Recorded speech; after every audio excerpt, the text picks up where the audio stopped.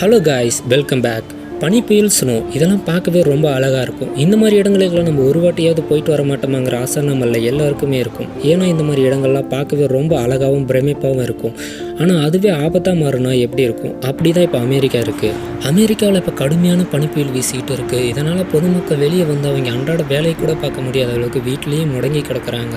எந்த அளவுக்கு அங்கே பனிப்புயல் வீசிக்கிட்டு இருக்குதுன்னா, மணிக்கு 64 கிலோமீட்டர் வேகத்துலையும் டெம்பரேச்சர் -55°C மனிதர்கள் உறைஞ்சி போகிற அளவுக்கு அங்கே பனிப்புயல் வீசிக்கிட்டு இருக்கு.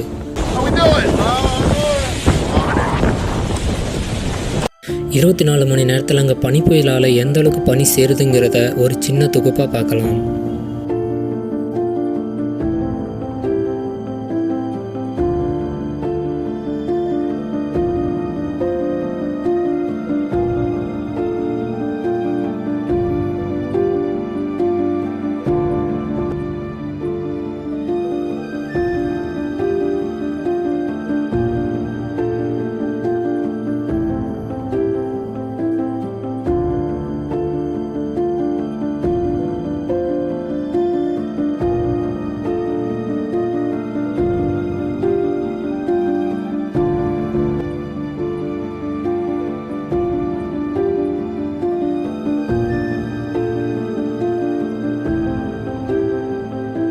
இதுக்கு முன்னாடியும் பனிப்புயல்கள் வீசியிருக்கு. ஆனால் அது இந்த அளவுக்கு பாதிப்பை ஏற்படுத்தலனும் இதுவே முதல் முறைன்னு சொல்கிறாங்க. இதனால் சாலையில் செல்லும் வாகனங்களும் பனிப்புயலில் சிக்கி காருக்குள்ளேயே மனிதர்கள் உறைஞ்சி இறந்து போயிட்டும் வராங்க.